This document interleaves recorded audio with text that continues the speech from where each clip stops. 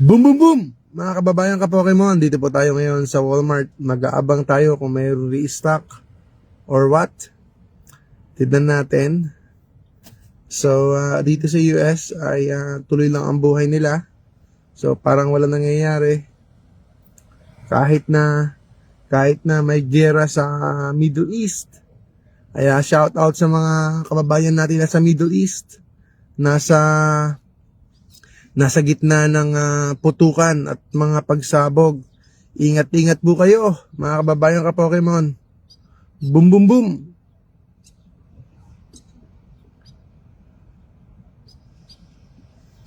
Kaya shout out po sa inyo lahat, mga kababayan, mga kaibigan, mga ka-Pokemon. So, merong release ng deluxe pin at saka poster collection ng Ascended Heroes.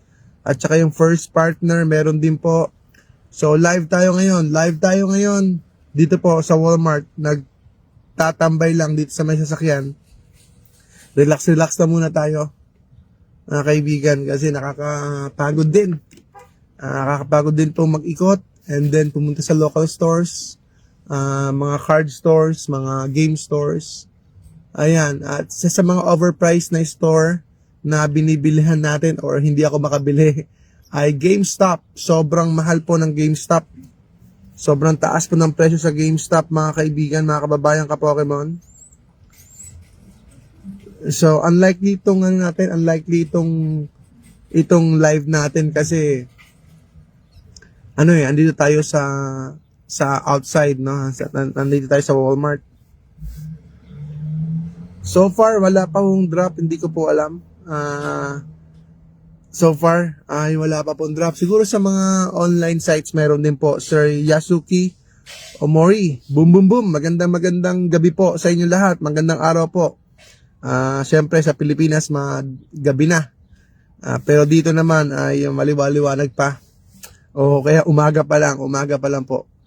Kaya isang magandang araw po sa inyo lahat, mga kababayan ka Pokemon. Live tayo rito ngayon. Boom, boom, boom.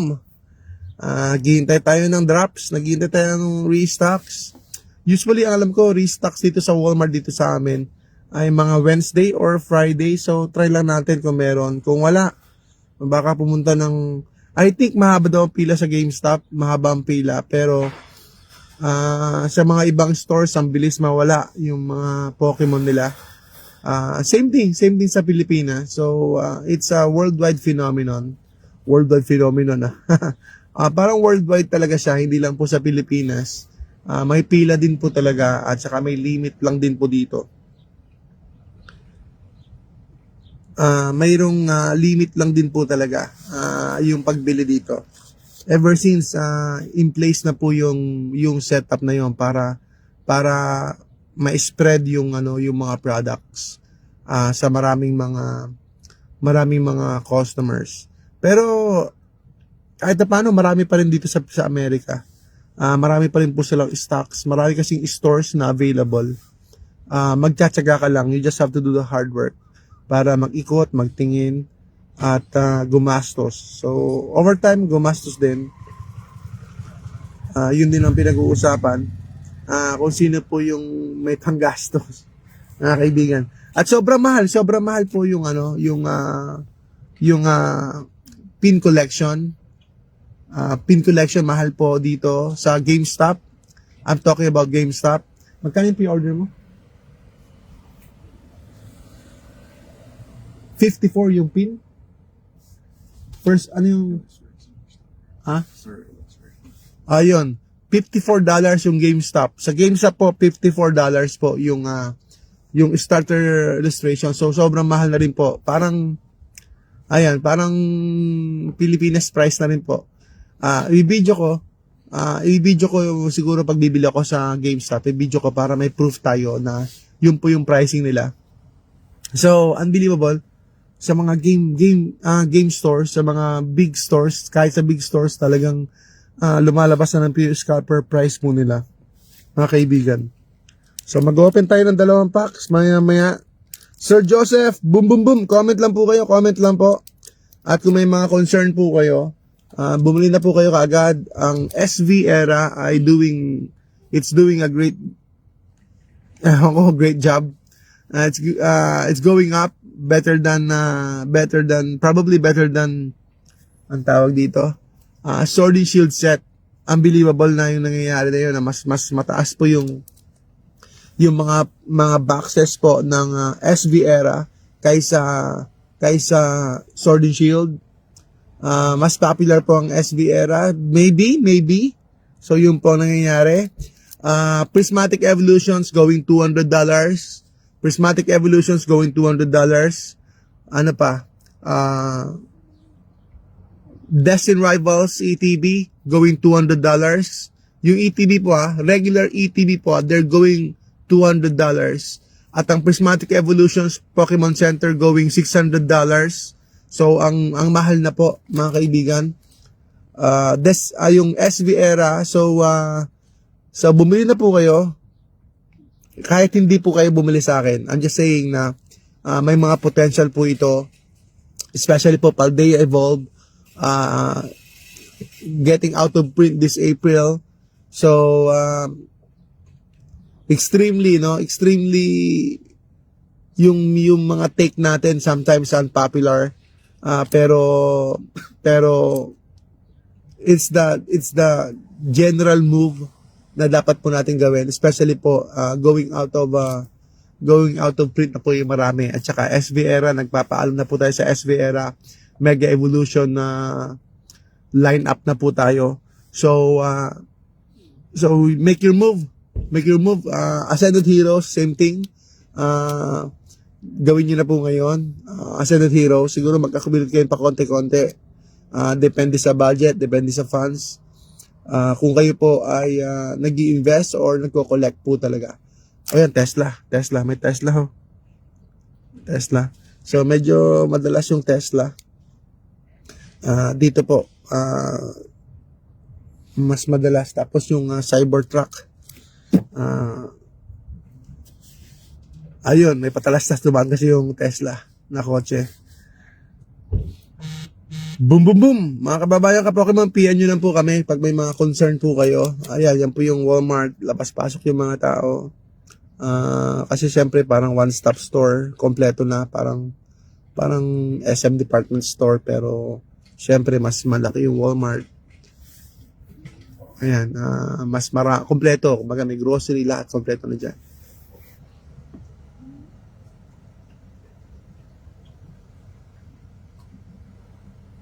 So medyo busy rin ngayong araw. Ang daming dumadaan eh. Di tulad sa mga regular days kasi Friday. Pag Friday talagang busy rin talaga. Tsaka Sabado. Alright, sige. Ano ba? Ayun, yung sinasabi ko sa inyo nakaraan, Prismatic. Ayun, taas na po ng Prismatic, $200 na po. Destin Rival, sinabi ko rin po sa inyo yan. And then, sinabi ko yung Ascended Heroes. And then, ngayon, Ascended Heroes naman, hanggang pwede pa, hindi na masama yan for 6,000. Para sa akin, hindi na masama ang Ascended Heroes. May restocks ngayon, nakita ko sa Pilipinas, may mga restocks sa mga stores, sa mga news. So, ayan, may chance yung marami sa MSRP, pero syempre, nagbabago din, nag-a-adapt din yung mga tao. Pumipila din sila at dinadala nila yung buong family nila. So, that's part of it. Bahagi lang yon. So, we have to adapt, we have to adjust para magkaroon po ng MSRP products. At yung nga, talagang in demand kasi po pwede pong ibenta ng double the price po pag binili mo na MSRP.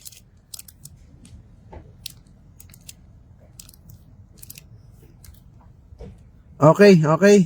Mga kaibigan, kulang siguro yung stocks. Or I think still alam kong maraming bad actors, alam kong maraming negativity sa community, pero ako positive lang tayo. Positive lang po tayo mga kaibigan. Good vibes lang tayo. I think it's a marami nakakakita ng negativity sa hobby. Pero ako more on positive pa rin. Syempre merong frustration, merong desperation minsan, o kaya nakaka-annoy, nakakainis, nakakasawa, nakakapagod. Pero it's positive. What's happening to the hobby is positive in a way kasi tumataas po yung value ng mga products. Pag tumataas yung value ng products, magkakaroon po ng demand. It's but natural na magkakaroon ng demand at magkakagulo yung mga tao, magwawala sila at magpapanik po sila at mag-uunahan po yung mga tao.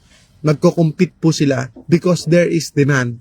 Mataas po yung presyo ng mga products or meron po silang resale value. So, I think that's positive. Although some other people or many of us might think na negative yon, pero positive po yon kasi it means na in demand po yung product. Natural po yon kasi nagtataas po yung value eh. So natural po na reaction yon. Ngayon, kapag hindi papansin, gusto natin na maraming product sa stores, maraming Pokemon, maraming mga boxes, maraming mabibili, it means the product is not in demand and no one is buying it. Yun po ang ibig sabihin nun.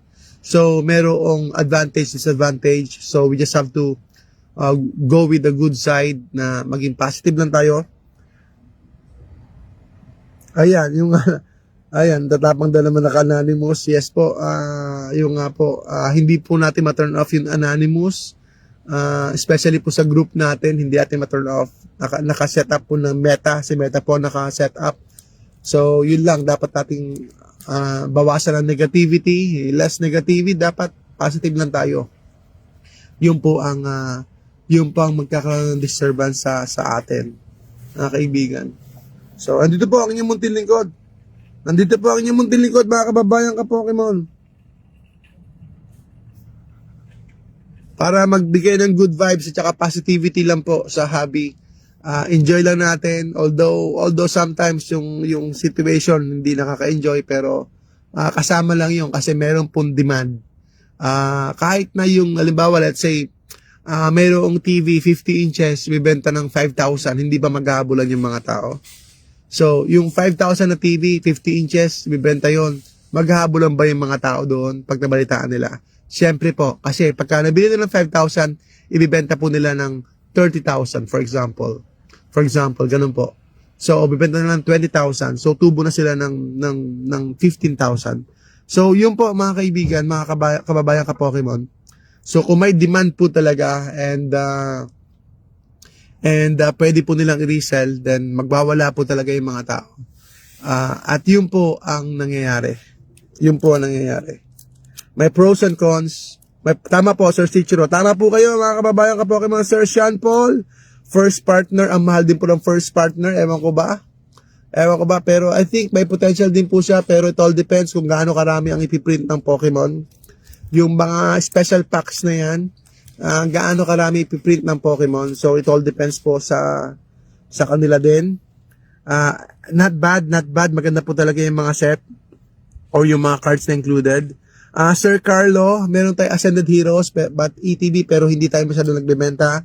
Kasi more on long term tayo, nag-i-invest tayo. So I'm truly buying more. Ang dami ko na po nabentang Ascended Heroes. Gusto ko lang mag-iwan sa akin ng mga around 10 pieces, 20 pieces sana na ETB. Yun po sana. Nagbenta na po ako ng ETB, kaya sayang, displayed case pa naman yung binenta ko. So sayang, pero okay lang, ganyan talaga. Kasi number 1 seller naman tayo. Yes po, Sir GF. Tama ka pati, bigas nga po, nire-resell ng mga tao. Ilang pasa na, may middleman. And then, kami, farmer din po kami sa Pilipinas. May mga farm din po kami. And then, yun po, grabe po kawawa po ang mga magsasaka sa Pilipinas. Kawawa po sila sa Pilipinas, yung mga magsasaka. Bakit po? Kasi mayroong middleman. Bibili ng middleman, tapos ipapasa ng middleman sa totoong bumibili sa wholesaler. Imagine yung wholesaler na nga po, papasa pa ng farmer sa middleman, tapos wholesaler, tapos pasa ulit, hanggang pupunta na sa retail store. So marami na pong patong, marami na pong dumagdag na presyo. So unfortunately ganon sa Pilipinas. Sana yun ang makontrol. And then same thing with gasolina, pasa-pasa na rin din. Alam ko ang Pilipinas, sabi nila sa mga nabasa ko, yung gas ng Pilipinas, yung petroleum ng Pilipinas ay galing pa po ng Singapore. So pasa-pasa pa lang din po talaga. Yun po ang nangyayari. So pasa-pasa lang, wala naman po talagang direct na talagang supplier or something. So sana yun po ang ma-regulate ng gobyerno natin. Ayan, Sir Joseph, ganda raw ng first partner. Ayan, boom boom boom. Sana po ay makakuha tayo ng first partner para may share natin sa Pilipinas, pero mukhang napakalabo dahil ayun, medyo may kamahalan din po talaga dito. Sa store na ipapakita ko sa inyo, pag may opportunity ay mahal din po talaga. Okay, without further ado, buksan muna natin to pampakwela mga kaibigan, mga kababayan ka Pokemon.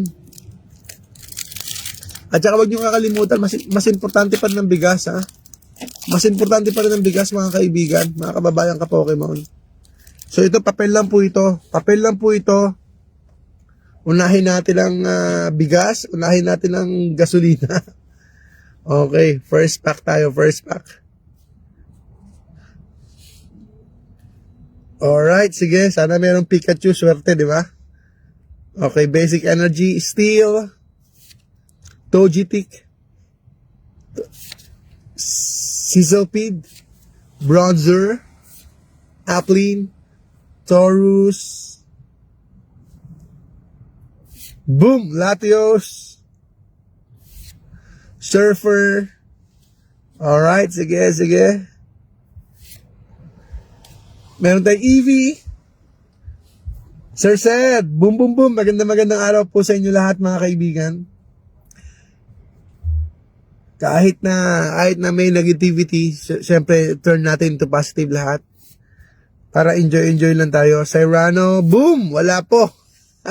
Wala tayo nakuha. Mga kaibigan, mga kababayan ko po, wala. Color rare. Sana may Walmart buff. Ayun. Okay, next pack.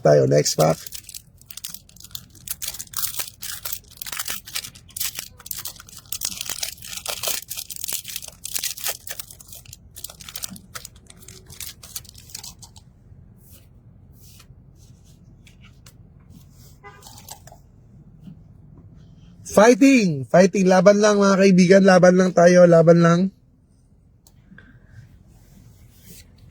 Charcadet, Smoochum,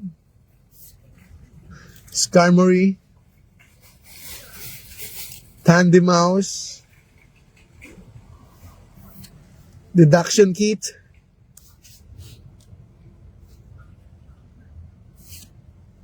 Altaria, Bravery. Medyo may uminit po ngayon, pero nung isang araw sobrang lamig po dito. Capsakid, boom, wala pa rin. Larvesta, meron. Zarude,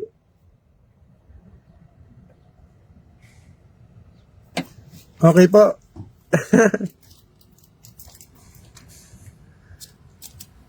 Parang may mga umaani, Sir Jerome. Parang may mga ani po doon. Tama, may mga anihan na rin po. Kasi nag-aakot na po kami ng dayami para sa pagkain ng baka at saka sa mga hayop namin. So, nag-aakot na po kami ng dayami. So, may umani na rin po sa Pangasinan. At saka, syempre, ang kumikita naman talaga yung mga malalaki. Yung mga sa agriculture, yung kumikita naman talaga, sa tingin ko lang yung mga malalaki, kami mga farmer, talagang napakahirap. Pasensya na po, sumuko na po ako sa pagtatanim. More on na kami agriculture, yung pag-aalaga ng hayop. Kasi talagang ang hirap pong magtanim. Ang hirap pong magsaka. Ang kumikita po talaga yung sa tingin ko lang yung mga nagra-rice mill, yung mga nag-harvester, yung mga may mga ano. Pero syempre, mayroon pa ring risk pa rin yun. May mga risk pa rin yun. Meron po kaming sinasaka sa father ko, actually sa father ko. Ayan, kwento na. Si father ko mahilig yes po, tama Sir Jerome, malas talaga. Mahirap talaga pag natapat sa bagyo and then sa presyo ng palay. Ayan, kahit na maganda yung ani mo, kung tumama naman sa di magandang presyo ng palay, ayun, boom, panis. So, ayan po mga kaibigan, mga kababayan ka Pokemon, naka 2 packs tayo, wala.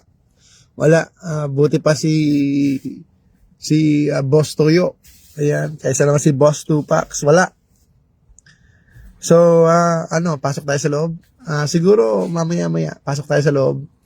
I'm not sure kung merong restock or parang wala. So, tignan natin.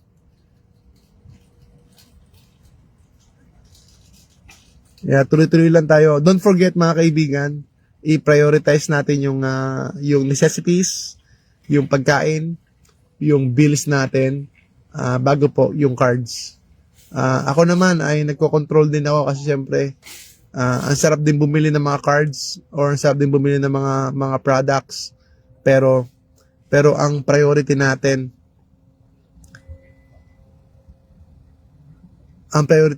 ay syempre yung mga basic needs pa muna natin, mga kaibigan. At saka syempre overtime sana mag-clear na rin yung giyera, no? Kasi kung giyera makaka-affect po ito sa national interest ng mga bansa or worldwide o nationwide o ngayon affected na po ang Pilipinas sa petroleum prices. So kung may tuloy-tuloy na giyera, then pwedeng bumagsak ang stock market, pwedeng bumagsak ang collectibles, mga hobby natin. Pero so far to give you an update, sa Pokemon, we are in a good place. Okay naman po yung Pokemon, and then people are still buying, maraming bumibili ng Pokemon. So sa maraming mga aspeto ng kabuhayan, syempre siguro stress yung mga tao, depressed yung mga tao, malungkot yung mga tao, so they need to open packs. Kailangan nila mag-open ng packs para mag-enjoy, para makalimutan yung problema at ma-de-stress. Yes po, Sir JF, when it comes to investment, sabi po nila, cash is king. Cash is king, pero sabi din po nila, you make the money when you're buying. You make the money when you're buying. So, kailangan kong bumili ng Pokemon. So, same thing with you guys. Kung kailangan yung bumili ng Pokemon, go ahead. May budget po kayo. Kasi, that's when you're making the money. That's when you're making the money, when you're buying things. When you're buying Pokemon. Kasi kung hindi ka naman talaga nagme-make ng money kapag selling. So, in a way, di ba, parang meron siyang deeper wisdom na you make your money when you're buying. Doon kapag gumagawa ng pera kapag bumibili ka, kasi ibig sabihin noon meron kang ibebenta, kasi wala ka namang ibebenta, wala ka namang investment kung hindi ka bibili. So ako ganoon din po mga kaibigan, bumibili ako, pero we should be buying what we are willing to lose. We should be spending yung willing tayong malose natin o mawala sa atin, because this is all paper, pero paper na boom boom boom, ganun pa rin to, di ba? Paper pa rin po ito mga kaibigan na boom boom boom. Who would have known? Plus less stress, at saka enjoy po tayo mga kaibigan. Ang presyo po ng Walmart ay sakto lang po. Sa tingin ko sakto lang po, close to MSRP. Ayun, yung price po sa MSRP ay close po, or MSRP pa rin po yung marami. Marami pa rin po MSRP price po dito po sa Walmart. Marami pa rin po. Mas mataas po sa GameStop po talaga, mataas. At saka Books a Million. Mataas po sa Books a Million. Saan ba mataas? So, usually ganun. May mataas po na mga stores. Lalo na po GameStop. Sobrang taas po ng GameStop. Kaya sakto lang po ang presyo, more on MSRP pa rin po, pero may limit naman po yung kanilang yung kanilang mga prices o mga items. May limit po yung kanilang mga products. Kaya papaalam na po ako mga kababayan ka Pokemon. Salamat po at stay safe kayo dyan, lalo na po yung mga kababayan natin sa Middle East. Stay safe po kayo at shoutout sa mga kababayan natin sa iba't ibang mga bansa. God bless po mga kababayan natin sa Pilipinas. Enjoy lang tayo, and then tuloy lang ang pag-iipon, tuloy lang ang trabaho, tuloy lang ang hanap buhay. Laban lang for the family. For the family, para